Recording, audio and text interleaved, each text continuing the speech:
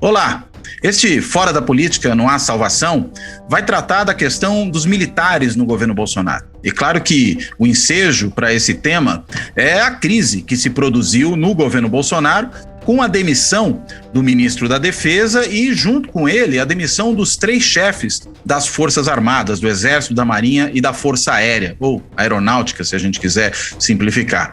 E essa demissão ocorreu no momento em que se esperava, na realidade, só uma saída do Ministério Bolsonaro, que era do chanceler, do Ernesto Araújo, que já vinha sendo rifado há muito tempo, vinha sofrendo ataques fortes de partidos do Centrão no Senado e mesmo de senadores de um modo geral.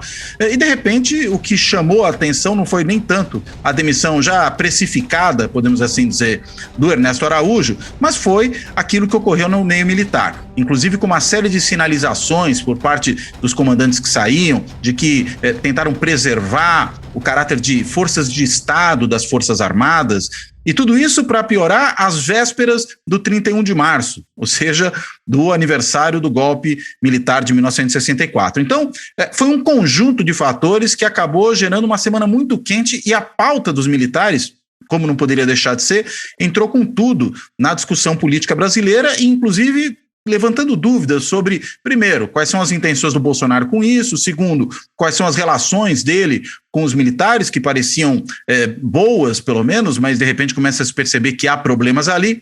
Enfim, para discutir esses temas, eu convidei meu colega de Fundação Getúlio Vargas, da FGV-EBAP, do Rio de Janeiro, professor Otávio Amorim. O Otávio, ele é doutor em ciência política pela Universidade da Califórnia em San Diego, foi também professor do IESP, ou do antigo IUPERJ, atual IESP, Instituto de Estudos Sociais e Políticos, ou Instituto Universitário de Pesquisas do Rio de Janeiro, né? E hoje está na GV, e vem trabalhando há muitos anos com uma série de temas que são relacionados a essa situação que nós vivemos agora. Com instituições políticas, tem trabalhos muito importantes sobre a questão da relação executivo-legislativo, sobre relações internacionais e, mais recentemente, tem se dedicado bastante ao tema dos militares. Então, por conta disso e da possibilidade que o Otávio tem de juntar essas pontas todas, eu o convidei para participar desse programa de hoje. Dito isso, Otávio, muito obrigado por estar participando, seja bem-vindo e explica para a gente o que está acontecendo, que crise é essa, Otávio? Bom, Cláudio, em primeiro lugar, agradeço o convite para estar aqui nesse canal, que é um meio hoje tão importante para a discussão da política nacional e para a ciência política brasileira.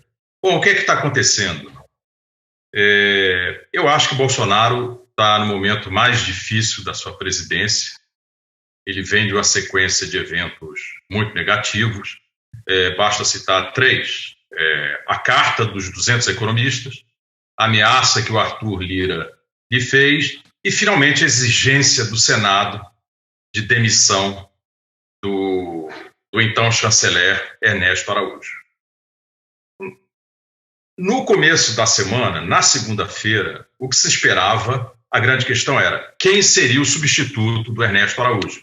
Será que o Bolsonaro vai realmente mudar? Vai permitir que o Brasil tenha um chanceler que recupere a sua credibilidade internacional? No final da tarde, no meio da tarde, veio uma surpresa enorme. Veio uma remodelação considerável do Ministério, do Gabinete Presidencial, e a maior surpresa de todas foi essa que você nomeou, a mudança no Ministério da Defesa e no comando das 3 forças. Quer dizer, é uma surpresa justamente por isso que você disse. Achava-se que era uma das áreas pacificadas do governo Bolsonaro. Bom, não era. Para quem tem acompanhado as minúcias do debate, ficou claro que houve 3 momentos. 2019, que foi um ano muito bom para as relações entre Bolsonaro e as Forças Armadas. O país não estava bem economicamente, mas parecia que ia sair da longa estagnação. E o que é que se viu? A presença de militares no ministério, presença de milhares de oficiais do segundo e terceiro escalão do Executivo Federal em postos eminentemente civis. E no final do ano vieram benefícios substanciais, né? Aumento salarial, reforma da carreira, aumento do investimento em defesa sem contingenciamento, que é uma velha demanda das Forças Armadas, e manifestações permanentes de prestígio dado pelo presidente às Forças Armadas. O que é que eu quero dizer? Presença do presidente da República em diversas cerimônias militares, às quais os chefes de estados anteriores não costumavam ir. Então foi um ano muito bom. Aí 2020 já começa um pouco mais tenso, não na relação do Bolsonaro com as Forças Armadas, mas de alguns setores do governo com o Congresso. Você se lembra daquilo que o general Heleno, daquele palavrão que o general Heleno usou para se referir ao Congresso num debate sobre orçamento. Nós não podemos aceitar esses caras chantagearem a gente, foda-se. Live aqui, tá? A coisa começou a ficar quente, aí veio a pandemia. Aí a pandemia começa a criar tensões, né? Essa história nós conhecemos. A opção do Bolsonaro foi o negacionismo, e logo depois ele se associa à decisão do Congresso de dar um auxílio emergencial bastante generoso. A popularidade dele melhora, mas aí vamos para o final do ano. No final do ano se viu que a pandemia saiu do controle no Brasil. Em dezembro, com as festas liberadas, com o encontro das famílias, etc., os biólogos já estavam prevendo que o começo do ano seria um desastre. E aí eu quero lembrar um evento que não apareceu na primeira página dos jornais, mas foi importante para isso, que é o início dessa crise que terminou essa semana. Foi quando o general Pujol, comandante do Exército, numa live sobre os planos do Exército para os próximos 20 anos, ele falou de forma muito tranquila, elegante, suave, que a política não deve entrar nos quartéis. E aí coisas de bastidor começam a emergir, quer dizer, a irritação do Bolsonaro com o Pujol já havia de algum tempo, porque não sei se vocês se lembram, logo depois que começou a pandemia, o Exército adotou o protocolo da Organização Mundial da Saúde. A semana passada, aquela entrevista do novo comandante do Exército, dizendo que o Exército tinha ido muito bem no seu esforço de combater a pandemia, nos seus quadros, que o desempenho do Exército era melhor do que na população brasileira em geral. O Bolsonaro ficou muito irritado, quis demitir esse general. O Fernando Azevedo não aceitou, o Pujol não aceitou, e aí o Bolsonaro aproveitou o ensejo da demissão do Araújo para fazer essa reforma, e o principal item da reforma é a mudança na área militar. Eu acho que, ao fim e ao cabo, foi um desastre para ele. Ele sofreu uma grande derrota, e ficou muito claro para a classe política, ainda não sei como isso vai chegar nas camadas mais amplas da opinião pública, que aquilo que se considerava um dos seus pilares estava há algum tempo querendo se distanciar. Eu só aprendi essa semana que Bolsonaro estava particularmente irritado com a Marinha. A Marinha era a força que tinha mais se distanciado do Bolsonaro. Eu não sabia disso. Olha que eu acompanho os portais, Defesa Net, entro no portal do Ministério da Defesa, eu não consegui sentir isso. Para vocês verem como é complicado se colocar as organizações militares no centro da arena política. A organização é opaca demais. Nós não sabemos como acompanhá-la no dia a dia. Nós sabíamos ler livros de história, né? Atuação do Exército na década de 30, golpe de 64, aí tudo bem. O evento já encerrado, é mais fácil entender como é que foi o processo. Agora, no dia a dia, nós, cientistas políticos, estamos acostumados a acompanhar os partidos, o Congresso. Então, é um festival de surpresas que nós temos. E o que é que aconteceu? Eu acho que um aspecto importante dessa crise foi que ela, mais ou menos, reduziu a ambiguidade do papel das Forças Armadas institucionais dentro da ordem política brasileira ou sob este governo Bolsonaro. Ficou claríssimo que não haverá mergulho em aventuras inconstitucionais ou aventuras golpistas. Eu acho que este é um ponto de inflexão no governo Bolsonaro. Tá? Já houve outros, mas os politólogos do futuro, os historiadores do futuro, registrarão a última semana de março como um ponto muito importante. Eu não sei o que vai acontecer, não tenho bola de cristal, mas só sei que a crise militar, como você disse antes de iniciar a gravação, ou a crise político-militar, vai continuar, porque é da natureza do bolsonarismo ficar tensionando as instituições o tempo inteiro. Só que vai haver um deslocamento. Eu acho que o bolsonarismo e o Bolsonaro vão deixar as Forças Armadas em paz por algum tempo, pelo menos por 2021, mas vão começar a tentar penetrar as polícias militares estaduais, que são organizações mais frágeis, mais débeis. Basta lembrar o que se fala da Polícia Militar do Rio de Janeiro há décadas. Tem uma banda podre aqui dentro. Essa é uma expressão comum do jargão político carioca. Quando se quer analisar a polícia do Rio de Janeiro, há que saber se estamos falando da banda podre ou da banda não podre. Então, a mobilização bolsonarista tem muito mais chance de êxito nessas organizações subnacionais que têm um caráter militar do que no Exército do Brasil, na Marinha brasileira e na Força Aérea Brasileira. E são organizações muito bem digamos, disciplinadas, profissionais e acabaram derrotando o Bolsonaro. Assim, para resumir, como é que foi essa interação estratégica, se a gente pudesse usar a teoria dos jogos aqui? Na escala de preferência de Bolsonaro, ele queria submissão das Forças Armadas. As Forças Armadas ofereceram separação institucional. Foi um sinal muito claro dado pelo Fernando Azevedo, pelo almirante Ilques, pelo general Pujol, sobretudo. Bolsonaro teve que aceitar a derrota e vai tentar ficar com o meio termo.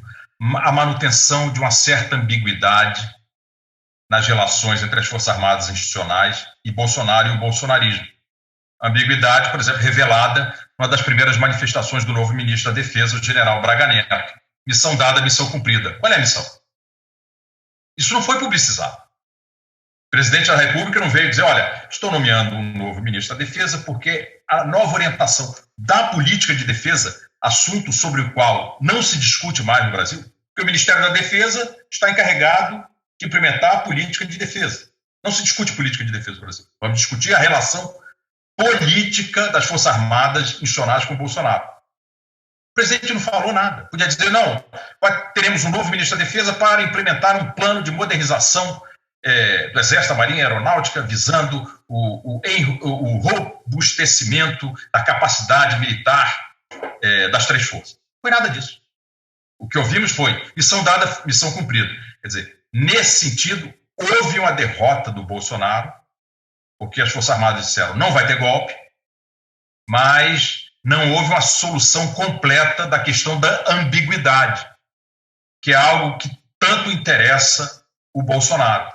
Porque a ambiguidade gera incerteza e ele manipula essa incerteza em prol dos seus objetivos políticos. Agora, uma coisa que você falou que chamou minha atenção foi a seguinte, né? O general Paulo Sérgio, que era o responsável pela área ali sanitária dentro do Exército, que deu aquela entrevista que teria produzido todo esse incômodo do Bolsonaro, foi depois, como você bem apontou, nomeado chefe do Exército, né, comandante do Exército.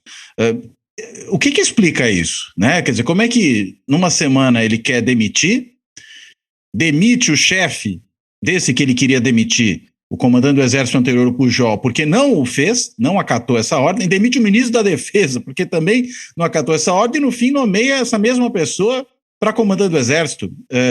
Você tem alguma explicação para isso? Não, a informação é o seguinte, de fato Bolsonaro não queria o general Paulo. Paulo Sérgio, né, o sobrenome dele. Ainda não memorizei completamente.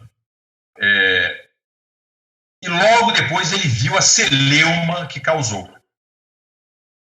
E pela praxe das forças, como é que se nomeia o comandante do Exército? O alto comando do Exército propõe uma lista dos nomes mais seniores, mais antigos, o ministro da Defesa leva para o presidente e o presidente aceita a sugestão de que quem deve ser o comandante deve ser o mais antigo, o com mais senioridade. Que era o Paulo Sérgio. Que era o Paulo Sérgio. Ao fim e ao cabo, Bolsonaro aceitou isso logo depois de querer demiti-lo. Está aí claramente a derrota.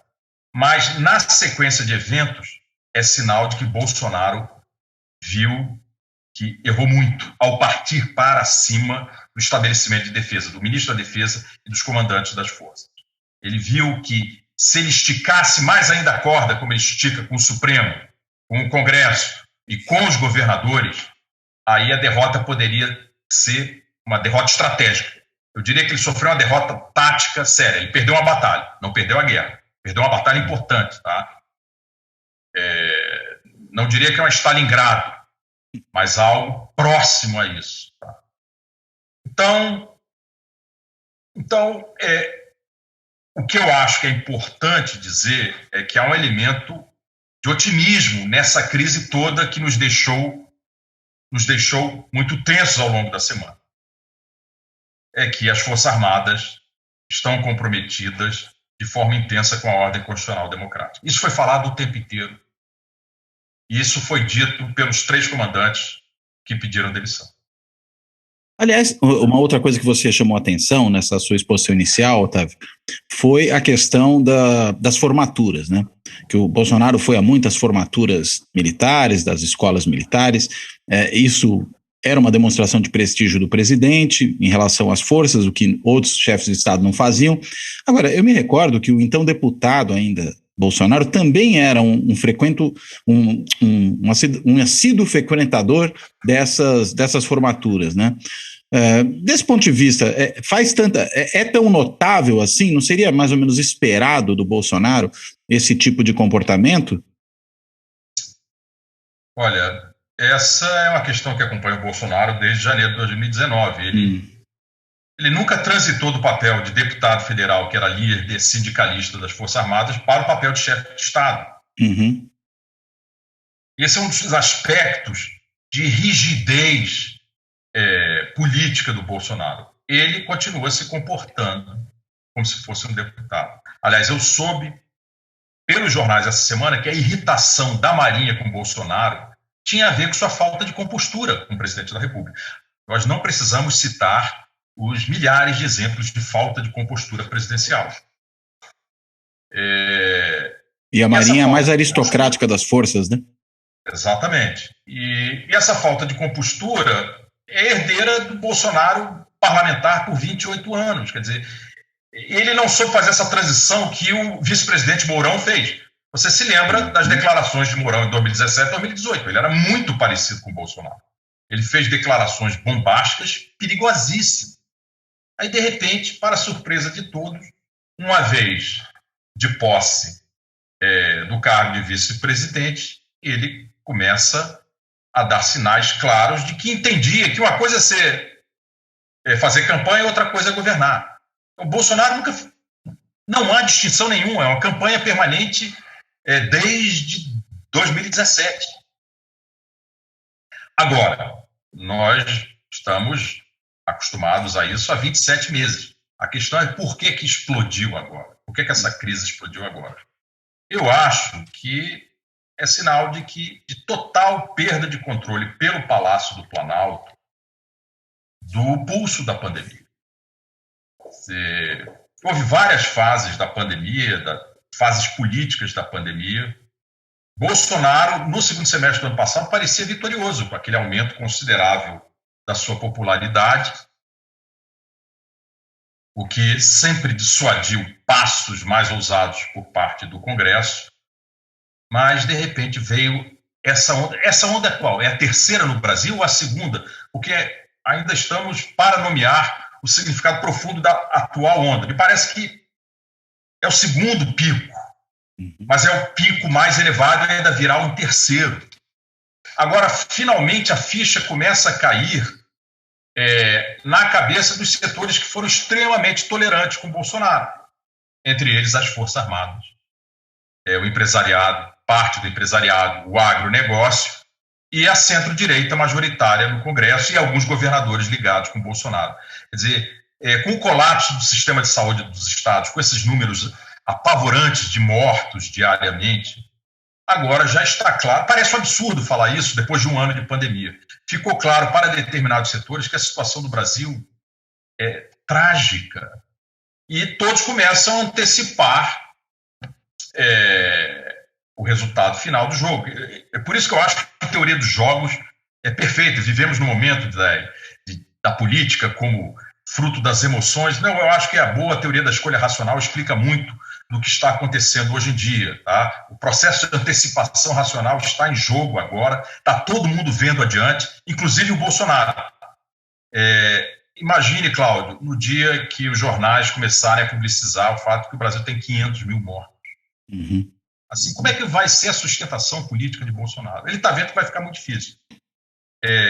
Agora, a questão da popularidade, a respeito da qual eu não sou especialista, eu leio o que os nossos colegas dizem, Felipe Nunes, Daniela Campelo, César Zucco, mas eu continuo impressionado com os números do Bolsonaro. Você deve ter lido o artigo da Daniela e do César que saiu essa semana na Piauí, né? Novamente, eles com aquelas medidas muito sofisticadas de popularidade, como é a expressão do César, potencial não, popularidade, vai me ocorrer agora. Mas que seria aquele núcleo duro, né? Não é isso que você está pensando? Aquele seria o núcleo duro, de certa maneira. É uma média de todas as pesquisas. Uhum. Ah, sim, verdade. Eles já fizeram isso num trabalho anterior e agora de novo. Agora, qual era a expressão específica? Popularidade, esqueci no momento. Mas pelos números da Daniela do César, está dando, em média, no último momento da série deles, 25%, que é um negócio já baixo, comparado ao auge dele. Mas saiu no Data Poder ontem uma nova pesquisa dando 33% de apoio à população. Então, é por isso que eu disse, Bolsonaro perdeu uma batalha, mas não perdeu a guerra. Tá? E tudo que se pode dizer é que os próximos meses serão extremamente tensos, mas haverá um pouco mais de paz nas Forças Armadas nas próximas semanas, mas a crise do bolsonarismo com as instituições vai se projetar nas polícias estaduais agora, como ficou claro naquele episódio em Salvador.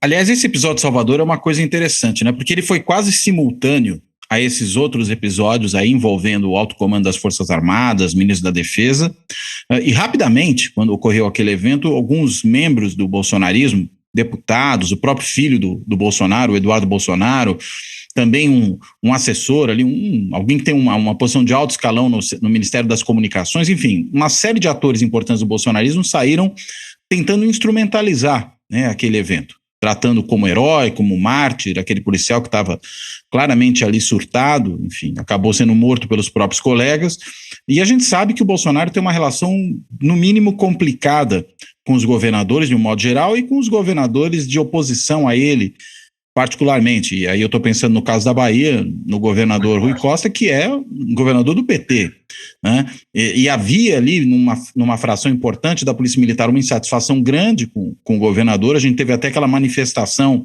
em frente ao hospital em que o militar que foi abatido, ali o policial que foi abatido estava, com gritos contra o governador. Uma informação que andou circulando, mas eu não vi ela sendo comprovada por ninguém, era de que talvez houvesse uma intenção do Bolsonaro de usar aquele evento para, inclusive, intervir no estado da Bahia, o que teria talvez sido também um dos deflagradores dessa história aí envolvendo o Ministério da Defesa e os militares. Como é que você percebe essa relação com as PMs? Porque elas são, né, para usar a velha expressão, forças auxiliares, né, das Forças Armadas. E a gente sabe que a base eleitoral do bolsonarismo é especialmente grande entre as polícias militares estaduais. Eu costumo dizer que as polícias militares são uma instituição que não transitou para a democracia, né? De alguma forma ficou lá atrás, é quase um fóssil do ponto de vista político, desse ponto de vista. Agora, é um perigo, né? Porque é difícil de controlar, os próprios governadores talvez não as controlem bem, há uma tensão dentro dos estados e há uma tentativa de instrumentalização, sem falar, claro, na questão ideológica que as envolve. Você apontava aí que você via isso com preocupação, né? Se você quiser trabalhar um pouco em cima dessa ideia. Não, pois a partir do conflito com os governadores que a ideia de estado de defesa ou, eventualmente, de estado de sítio apareceu. O problema, inicialmente, se manifestou com o STF. O presidente do Supremo, o Fux, ligou para o Palácio Planalto, dizendo: presidente, o que é que o senhor quer dizer com a convocação do estado de defesa? Aí o Bolsonaro, não, de jeito nenhum. Mas, naquela ambiguidade permanente do bolsonarismo, ele continuou falando do assunto. Aí veio o meu exército, a expressão meu exército, que caiu muito mal dentro do exército institucional, aparece aí. E aí que está. As Forças Armadas não são o parlamento, as coisas não são ditas publicamente. Nós sabemos por vazamento. E certamente houve muita tensão entre o Palácio Planalto e o Ministério da Defesa. Pelo que eu entendi, o ex-ministro da Defesa, Fernando Azevedo, disse não e não e não para a ideia de convocação de estado de defesa. E aí, finalmente, Bolsonaro se irritou com a estrutura de defesa que ele tem, ou seja, com o ministro da Defesa, com os 3 comandantes, e aproveitou, numa manobra típica do bolsonarismo,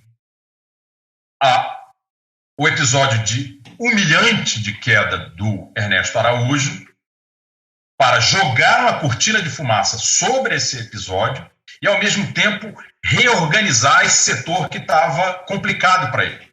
Ele deu tudo errado, ele sofreu a humilhação com a queda do Ernesto, ele sofreu a humilhação, a derrota ao tentar fazer com que o ministro da Defesa demitisse o general Paulo Sérgio, tentou que o ministro da Defesa demitisse em outro momento o Pujol, que ele já vinha resistindo desde o primeiro semestre de 2020.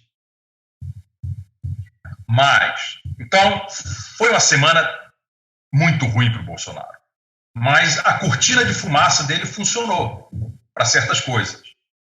Pouco se tem falado da presença de um policial federal à frente do Ministério da Justiça. Que é importante. Importantíssimo.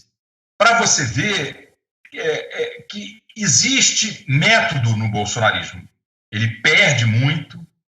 Ficou claro que Bolsonaro, apesar de ser um ex-capitão do Exército, não entende a cultura institucional das Forças Armadas. Se ele conhecesse, mesmo sendo Bolsonaro, ele podia dizer, olha, esse vespeiro aí é melhor deixar intocado. Não, ele vai lá. Mas ele conseguiu essa mudança no Ministério da Justiça e também trouxe a Flávia Arruda para dentro do Palácio Planalto, uma representante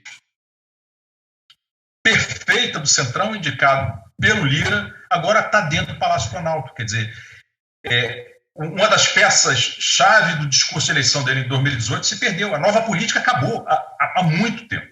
Acho que ela nunca existiu de fato. Ela nunca soube o que era, ela nunca aconteceu, mas a retórica era fundamental para a construção da imagem do Bolsonaro perante o seu núcleo duro. Ele também conseguiu mascarar isso. Quer dizer, a imprensa, a página 3, 4 dos grandes jornais, fala disso agora, chegar ao grande público que informa essa pesquisa do Data Poder, que ainda dá 33% para o Bolsonaro, esse tipo de informação vital ainda não chegou lá. Aliás, o termo ali que o César Zucca e a Daniela Campelo usam é popularidade latente. Não é esse que você estava querendo lembrar? Exatamente, muito obrigado. Que vamos dizer, de certa maneira, uma média das pesquisas aí, também descontado o erro, né? E aí dá esse número. O último artigo dos dois, né, que foi lembrado aí pelo Otávio, é o Paradoxo do Coveiro, que saiu no dia 30 de março no site da Piauí. Então, acho que pode ser uma referência interessante de dar uma olhada.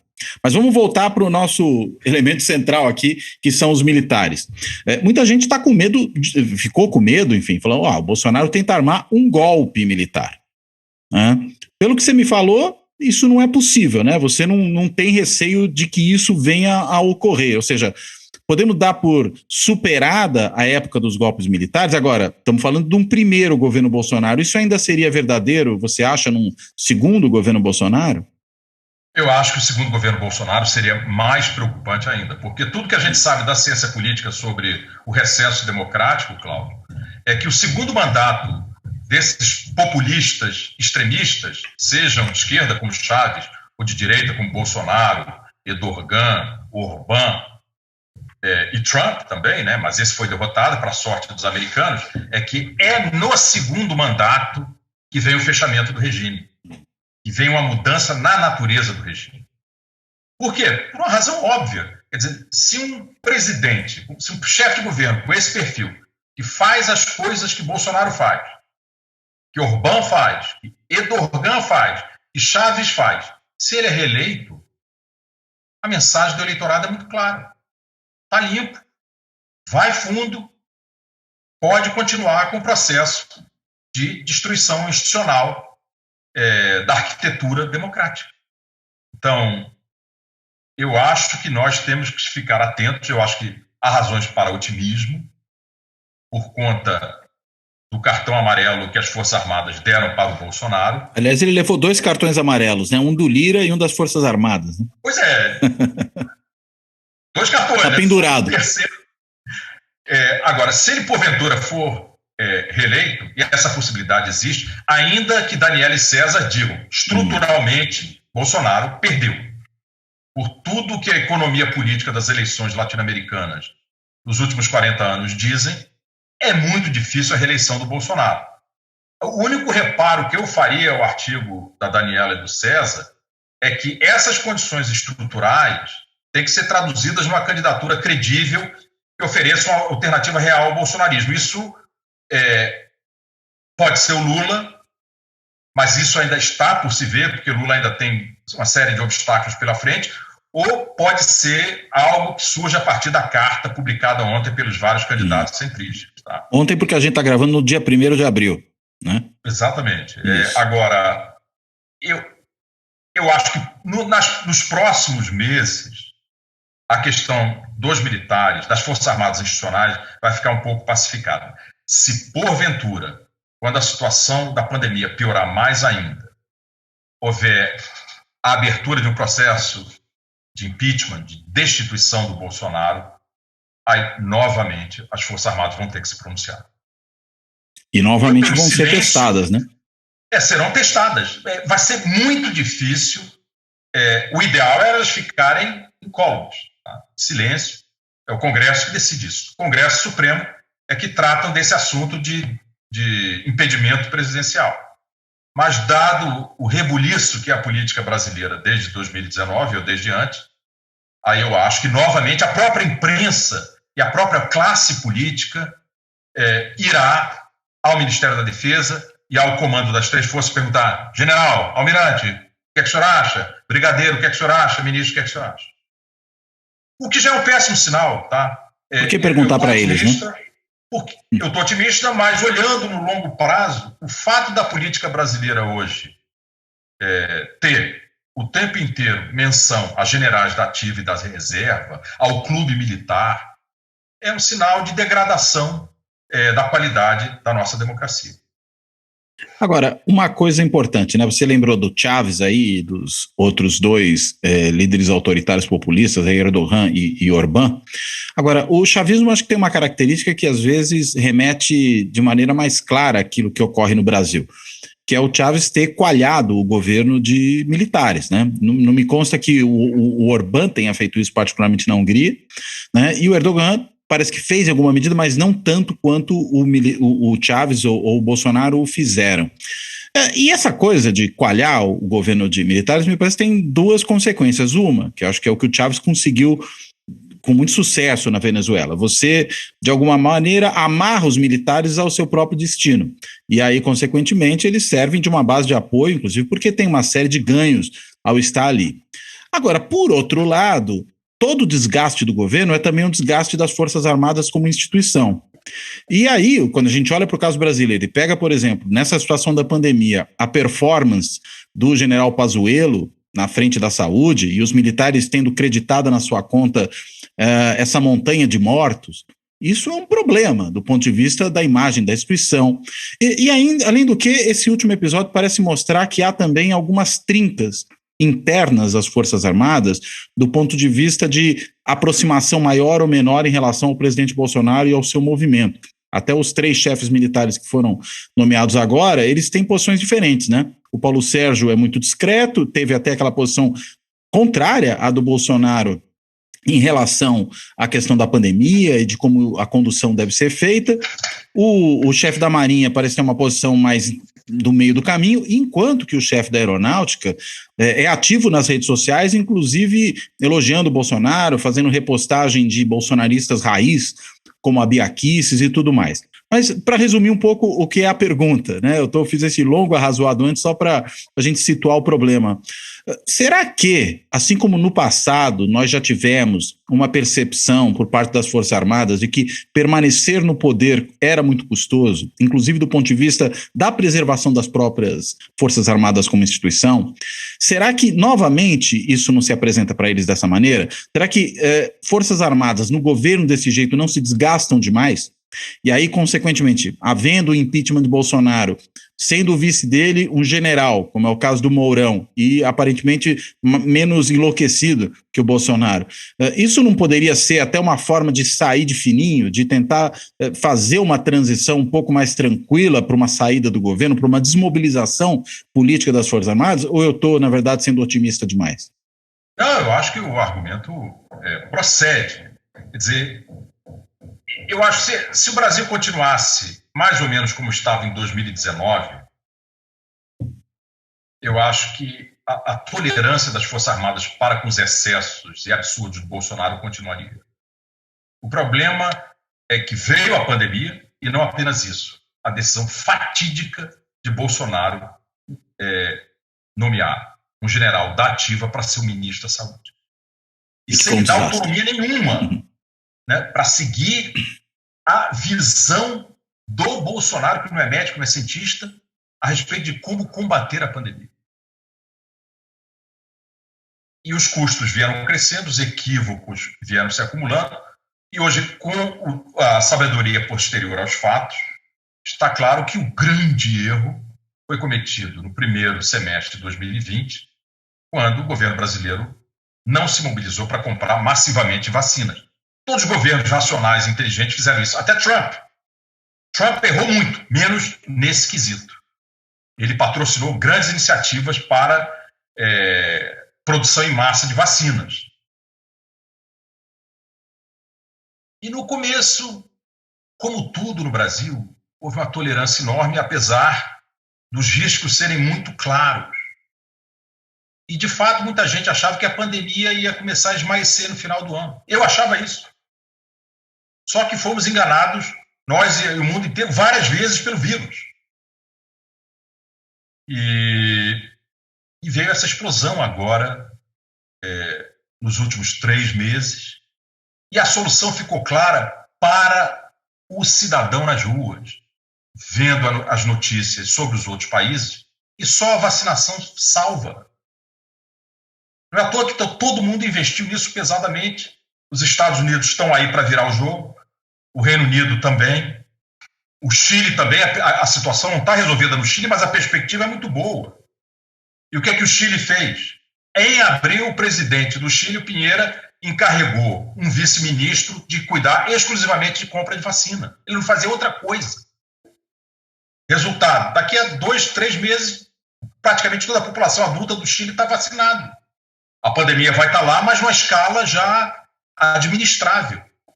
Nós não, e essa ficha só caiu agora. Quer dizer, essa ideia muito boa que você trouxe à baila começou a entrar na cabeça dos comandantes. Quer dizer, nós vamos pagar um custo enorme por essa associação com o Bolsonaro, que foi o mesmo cálculo que precedeu a decisão dos militares irem abandonando lentamente o poder na década de 70. Só que dessa vez não deu para ser limpo, por conta da intervenção da pandemia. Então, essa crise acho que se tornou inevitável por reconstrução posterior aos fatos. Tá? Eu fui pego, como todo mundo, de surpresa, mas agora sabemos que a tensão estava muito grande entre o Palácio do Planalto e o Ministério da Defesa. Agora, com relação ao Chaves e aos outros países, de fato, essa ideia de militarização do governo é muito latino-americana. Na antiga Turquia, pré-Erdogan, era o contrário. Eram as forças modernizadoras, dentre as quais o exército... Desde o Ataturk, né? Exatamente, que tinham essas soluções pretorianas para a modernização da Turquia. Na verdade, a história turca é mais ou menos parecida com a do Brasil no século XX. Quer dizer, as Forças Armadas foram um dos grandes parceiros na coalizão modernizadora do país. Agora, Erdogan é de outra tradição, muito mais ligado à religiosidade muçulmana, e ele sofreu um golpe de Estado, e eu acho que ele é brigado com as Forças Armadas também, mas eu não tenho detalhes. Agora, com relação ao Chaves, é importante dizer o seguinte: nós estamos, mesmo sob Bolsonaro, muito longe da situação venezuelana. O que é que houve com a Venezuela? Sem dúvida, vários ministros militares, vários governadores militares. Mas houve também a criação da milícia bolivariana, que quebrou o monopólio da força por parte das Forças Armadas. Há um potencial para isso no Brasil, mas eu acho muito difícil a criação oficial de uma milícia bolsonariana, como há uma milícia bolivariana. Nem por meio dos clubes de atiradores e caçadores aí que podem agora comprar armas a rodo? Sim, isso, tudo bem, isso no pior cenário possível pode ser o germe a partir do qual florescerão as milícias oficiais. Mas eu acho que não chegaremos lá. E houve outras duas coisas. Chaves deixou as Forças Armadas venezuelanas se emporcalharem com o tráfico de drogas. Esse é o mecanismo para prender os chefes. Porque qual é o cálculo que isso gera entre os comandantes? Bom, eu ganhei dinheiro vendendo drogas. Se o regime cai, eu possivelmente vou passar uma temporada no Chilindró se eu não conseguir fugir para Miami. Isso gera uma força... E mesmo fugindo para Miami, porque aí a DEA pega. Aí é a DEA que pega, né? É o Departamento de Drug Enforcement. Isso é uma decisão deliberada. E outra coisa absurda da Venezuela, a respeito do qual pouco se sabe no Brasil, é que a guarda presidencial do Chaves e do Maduro é exercida pelo Serviço Secreto cubano. Então, isso é um absurdo, isso é abdicação da soberania. Já imaginou o Serviço Secreto americano oferecendo a guarda presidencial do Bolsonaro? Seria o equivalente funcional. Isso jamais aconteceria. Então, eu acho que a Venezuela, o pretorianismo bolivariano, é um cenário praticamente impossível para o Brasil, porque aí nós temos que fazer um cálculo muito frio. As Forças Armadas brasileiras são organizações políticas com muito mais poder do que as Forças Armadas pré-Chaves e do que as Forças Armadas argentinas. Eu acho que a melhor comparação com as Forças Armadas argentinas, elas saíram totalmente desmoralizadas do regime militar e da derrota nas Malvinas. O novo regime civil argentino seguiu aquilo que o Huntington chamava de uma política de erradicação das Forças Armadas. Em algum momento, as Forças Armadas argentinas só faltavam ser dissolvidas oficialmente. Não foram. Mas a redução do orçamento é radical. Em alguns momentos, o orçamento oficial das Forças Armadas argentinas chegou a ser metade de 1% do PIB. O orçamento médio das Forças Armadas brasileiras nos últimos 20 anos tem sido 1,5% do PIB, que é a média mundial. Tá? Em média, os países do mundo gastam 1,5%. A Argentina chegou a 0,5% e havia uma recomposição com créditos especiais e até 0,9%. Mas bem menos aí do que... realmente muito difícil você ter Forças Armadas funcionais, operacionais.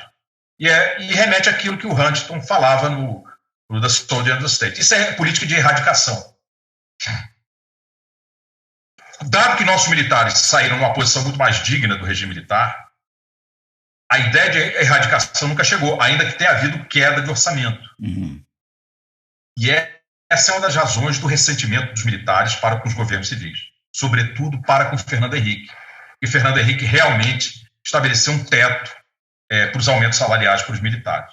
Fernando Henrique Cardoso é odiado em vários setores das Forças Armadas. Por conta disso, por conta de salário, por conta de criação do Ministério da Defesa e por não ter consultado as Forças Armadas em duas decisões na área de defesa cruciais, que é a adesão ao Tratado de Não Proliferação Nuclear em 1998 e, no começo do seu primeiro mandato, na adesão a um tratado que estabelecia limites ao alcance dos mísseis balísticos que o Brasil, porventura, produzisse. O Brasil, por tratado, só pode construir mísseis com alcance de 300 quilômetros. Na verdade, esses dois tratados são irmãos, né? Porque você tem que proibir a construção da bomba e também, para fechar o negócio, proibir a construção do veículo da bomba, que é o míssil. Se seu míssil só tem alcance de 300 quilômetros, isso não é ameaça nenhuma para os Estados Unidos, para as grandes potências. Porque então, a bomba explode dentro do seu território. A bomba, se houver, explode dentro do seu território. Exatamente. No Brasil, explode dentro do território nacional. Mas é isso. Agora, interessante, né? Isso que você está colocando. Os governos petistas foram governos, pelo menos o governo Lula, que proveio muito recurso para os militares, né? Pelo menos comparativamente àquilo que vinha antes. O próprio Lula, aí no seu retorno triunfal, fez lá um discurso dizendo que, enfim, comprou avião, providenciou uma série de investimentos nas Forças Armadas. Não obstante, a gente tem esse rechaço fortíssimo aos governos petistas que o que se fala é que deriva da instauração durante o governo Dilma da Comissão da Verdade. Seria só isso mesmo ou tem mais?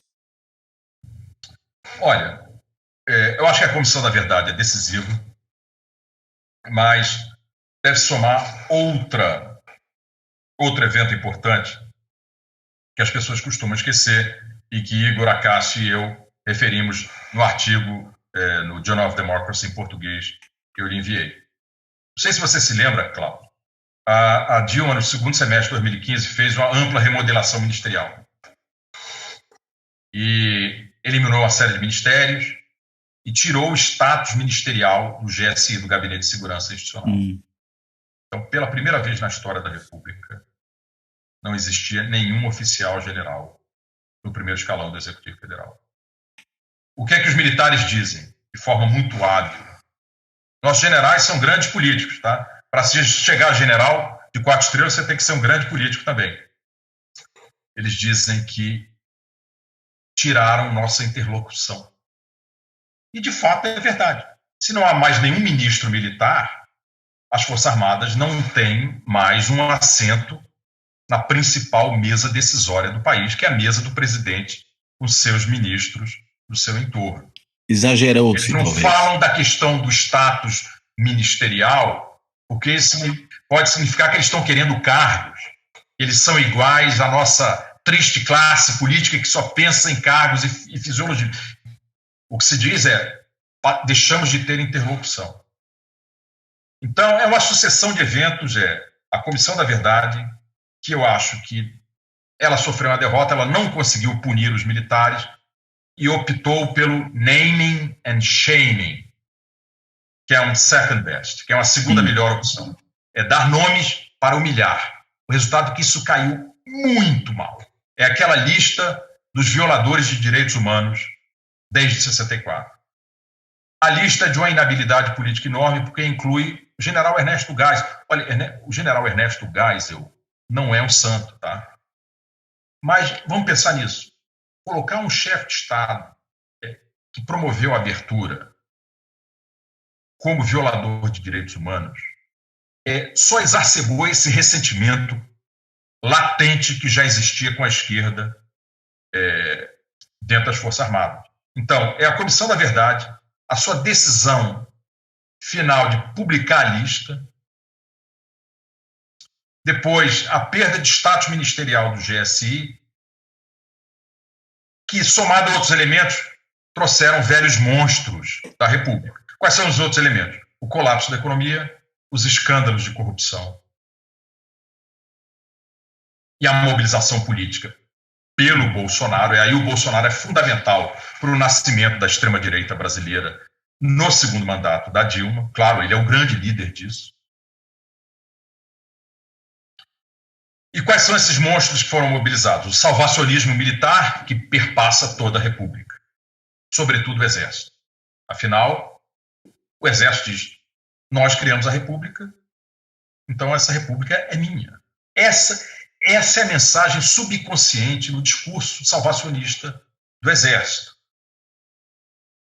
Esse salvacionismo também tem outras implicações, né? Nós somos puros, a classe política é corrupta, a corrupção acaba com o Brasil. Esse argumento, essa teoria política muito complicada, que o grande problema do Brasil é a corrupção, e não há reflexão nenhuma a respeito de por que o Brasil é corrupto. E aí a solução que emerge é a solução Moro, usar o Código Penal para resolver os problemas estruturais do Brasil, como disse Werneck Viana recentemente. Mas que os militares parecem ter muita simpatia pelo Moro, né? Pois é. É o moralismo denista renascido, é o salvacionismo, que se soma também ao renascimento do anticomunismo. A bibliografia brasileira sobre relações civis militares, sobre Força Armada, é unânime em afirmar o seguinte: se existe uma ideologia característica das Forças Armadas brasileiras, é o anticomunismo a partir de 1935. Tudo bem, os militares tendem a ser conservadores em geral, no mundo mas todo, não né? são igualmente conservadores. Os militares portugueses na década de 70 foram para o lado esquerdo, no campo político. Há muito conservadorismo dentro das Forças Armadas norte-americanas, mas você encontra progressistas, né, na Marinha, né, o movimento progressista norte-americano no começo do século XX chegou muito forte dentro da Marinha norte-americana. Ou seja, nem todas as Forças Armadas são conservadoras, mas a brasileira é tipicamente conservadora e com essa marca muito forte de anticomunismo que vem desde 1935. Isso é uma questão de educação, de formação dos cadetes. Isso não se mudou, viu? Em 36 anos de democracia, houve muita coisa boa, sobretudo naquele período 99 até o segundo mandato do Lula, né? A criação do Ministério da Defesa, a publicação da Estratégia Nacional de Defesa escrita com participação de civis, a publicação do primeiro livro branco da Defesa Nacional, escrito com grande participação dos civis também, mas nunca se mexeu em educação militar. Os militares nunca permitiram isso e, por incrível que pareça, há militares hoje no Ministério da Educação, para você ver como a questão da educação é importantíssima para os militares. Bem, o Jarbas Passarinho foi um ministro da Educação. Jarbas Passarinho, ministro da Educação do começo do regime militar. Sim. Então, o que eu quero dizer é o seguinte, para vários analistas, e eu ouvi isso de vários colegas, e em alguns momentos eu cheguei a pensar assim, que a questão militar havia sido resolvida no Brasil, tanto é que deixou de ser importante na ciência política. Tanto é que os não especialistas deixaram de estudar o assunto. Antigamente, esse assunto era tão importante que todo mundo tinha um artigo ou um livrinho sobre Forças Armadas. Isso acabou. Porque veio a transição, a democratização, e no começo do século XXI, o tema foi radicalmente pacificado. Muita gente achou a questão foi resolvida. Agora, novamente, com a sabedoria posterior aos fatos, foi uma grande ilusão nossa. Aquilo foi um pequeno hiato na nossa já secular história republicana, 99 a 2014.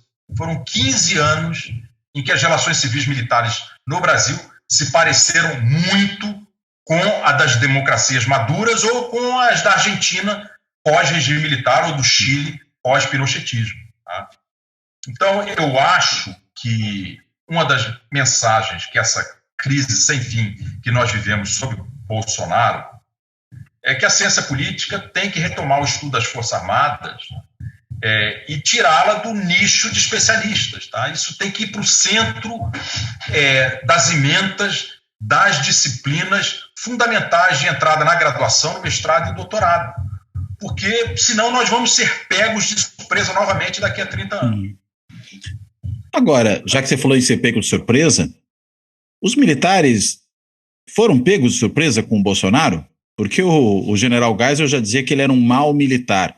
Ele foi, digamos, convidado a se retirar do exército, né? Teve um pouco de atenuação, né, da sua pena quando, enfim, ele cometeu lá os atos de indisciplina, tentou botar bomba em quartel, em adutora, enfim, tudo aquilo, né, escreveu artigo sindicalista na grande imprensa, tudo aquilo que a gente sabe lá do Bolsonaro dos anos 80. Não obstante, ele foi posto para fora, e o que constava, inclusive, é que ele era muito mal visto no oficialato militar. Como é que os militares foram amarrar o seu burro logo aí? Eu acho sua pergunta ótima e você tem toda a razão. É uma surpresa para os militares também. Veja bem, o papel do ex-comandante Vilas Boas. Assim, se um comandante mais parecido com o Pujol estivesse lá à frente do Exército, teria havido o famoso tweet no primeiro semestre de 2018, que foi um fator fundamental do processo político e do processo judicial e depois do processo eleitoral? Eu não sei. Então, há uma surpresa também dos militares. Tanto eu, por conta das relações muito fortes da IBAP com a ICM, com as Forças Armadas, eu venho orientando oficiais desde que entrei na IBAP, tá? Desde 2011, eu já orientei coronéis, tenentes, capitães. E a impressão que eu tinha é que eles estavam evoluindo junto com a democracia brasileira. Claro que com a leitura muito conservadora, com aquela visão muito tradicional, mas eu era um professor de relações civis militares. Eu que trazia esse conceito que é alheio nas academias militares brasileiras para os alunos militares. Havia alguma fricção, mas ao fim e ao cabo eles aceitavam. Vários oficiais que fizeram dissertação de mestrado, doutorado comigo, incluíram lá nos seus modelos de análise para pensar alguns aspectos de política de defesa. Qual é o grau de autonomia, qual é o grau de controle dos militares pelos civis? Eu achei, poxa, que interessante, né? Porque essa ideia de controle dos militares pelos civis não faz parte do jargão militar brasileiro, faz parte do jargão militar norte-americano. Tá? O ethos da supremacia civil é da formação dada por West Point aos cadetes norte-americanos. No Brasil, a coisa é mais sutil. O que existe é a ideia de que as Forças Armadas respeitam a Constituição. Muito bem.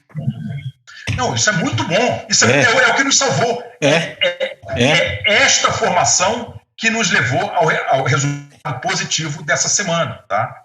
A ideia de que eles têm que zelar pela Constituição. Eles estão subordinados à Constituição. Eles só podem fazer o que é legal. E esse legalismo vem de décadas. É o que se dizia. Tá? O general que segurava a Constituição, o brigadeiro Eduardo Gomes, o próprio primeiro presidente general do regime militar, Castelo Branco, era um homem que prezava a Constituição. E não à toa que o regime militar procurou manter uma fachada de constitucionalismo. Sim. Nós tínhamos uma Constituição, nós tínhamos eleições para o Congresso, para a maioria dos municípios brasileiros. Então, eu estava otimista também. Tá?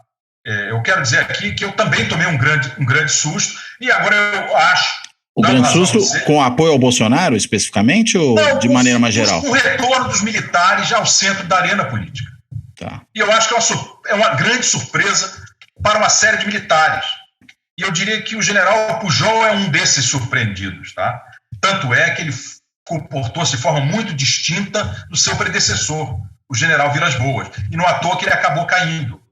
O que se disse recentemente na imprensa é que Bolsonaro esperava de Pujol manifestações idênticas à do general Vilas Boas. Quando Lula foi finalmente inocentado, não sei qual é a expressão correta. Teve anuladas as suas condenações. Anuladas né? as suas penas. Uhum. O que o Bolsonaro queria era um tweet do general Pujol, à lá general Vilas Boas. Só que não aconteceu. E esse é mais um dos componentes da crise que ocorreu essa semana. Agora, só uma dúvida, né? Porque você falou que eles estão subordinados à Constituição, mas, ao mesmo tempo, uma das possibilidades aí de reforma do Estatuto dos Militares entre nós é uma que você levanta no seu artigo no Journal of Democracy em português, que é uma proposta originalmente do Zé Murilo de Carvalho, sobre tirar ali 5 palavrinhas da Constituição. Vou até ler aqui, né? A garantia dos poderes constitucionais. Na verdade, a frase completa né, que as Forças Armadas são instituições nacionais permanentes e regulares, organizadas com base na hierarquia e na disciplina, sob a autoridade suprema do Presidente da República e destinam-se à defesa da pátria, à garantia dos poderes constitucionais, essa frase que deveria sair, e por iniciativa de qualquer destes, da lei e da ordem. Você concorda com o Zé Murilo? Porque ou a subordinação à Constituição não passa por aí? Mas eu acho que seria ótimo porque desarmaria uma das bombas que há na Constituição que favorece essa ambiguidade. Tá? Essa ambiguidade a respeito do papel das Forças Armadas na ordem política brasileira não é invenção do bolsonarismo. O bolsonarismo maximiza essa ambiguidade, mas ela veio do texto constitucional. Então não está claro qual é o papel na Constituição, qual é a função principal das Forças Armadas. Teoricamente, nos livros de ciência política da tradição democrática, é defesa nacional. É travar guerras interestatais. A Guerra do Paraguai, lutar na Itália contra a Alemanha, que torpedeou nossos navios aqui na nossa costa. Mas não, nós sabemos que, pela história da República, que as Forças Armadas elas também têm um papel na manutenção da ordem, e o que gera muita ambiguidade. Não sei se você se lembra, no começo do ano passado, houve um grande debate entre juristas e analistas bolsonaristas, dizendo que, ao abrigo do artigo 142, sim, poderia haver uma intervenção das Forças Armadas no poder legislativo e no poder judiciário ou no poder moderador. Quer dizer, uma interpretação... Assim, o Ives Gandra defendeu isso, né? Quem? O Ives Gandra defendeu isso. Ives Gandra. Interessante que numa entrevista recente, o general Santos Cruz, ele inclusive criticou a posição do Ives Gandra, ou seja, o Ives Gandra é mais militarista que o Santos Cruz, que é um militar de carreira. Né? Pois é, então, agora, para isso tem que ser feita política, né? Para ver uma emenda constitucional tirando essas palavras que geram ambiguidade e confusão, tem que haver uma coalizão. E que coalizão é essa? Eu acho que tem que ser a mesma coalizão da transição democrática, que vá da centro-direita à esquerda. Porque da extrema-direita bolsonarista não se pode esperar apoio. Tá? Então, eu acho que o pivô dessa história é a centro-direita. Tá? Quando figuras como Rodrigo Maia, Mandetta e todos os atores da centro-direita, o PSDB hoje, que nasce como um partido de centro-esquerda e hoje é um de centro-direita, entrarem firme nessa história e com o apoio do centro, da centro-esquerda, do PT e da esquerda, aí nós teremos condições de fazer essa reforma constitucional e várias outras. Muito bem. Otávio, excelente essa conversa. Acho que, enfim, saímos mais tranquilos de alguma maneira depois dessa conversa em relação ao que está acontecendo, o que não quer dizer completamente tranquilos, porque acho que não dá para estar, mas tremendamente esclarecedora. Então, eu peço que você faça aí só uma amarração final para a gente fechar. Tá, muito obrigado, Cláudio. Eu acho que nós devemos ficar tranquilos nas próximas semanas, né? Dado o ritmo da política brasileira, é difícil você realmente relaxar. Novamente, teremos que ficar atentos para a atuação dos comandantes das forças, tá? Sobretudo o comandante do Exército. Eu acho que nós, como cientistas políticos que prezam pelo trabalho empírico, a grande evidência que nós devemos procurar é a frequência da presença do comandante do Exército em cerimônias em que estará o presidente da República. Tá? Se ele sumir, que nem um Pujol, é um bom sinal. Se ele estiver sempre ao lado do presidente, acho que a gente vai ter que ter novas conversas. Muito bom. Excelente, super obrigado, Otávio, foi uma conversa ótima mesmo, agradeço a você e fecho por aqui. E aí, agradeço, claro, além de agradecer a você, agradeço a todo mundo que segue o canal, que assiste os vídeos no YouTube, que escuta os podcasts e até a próxima.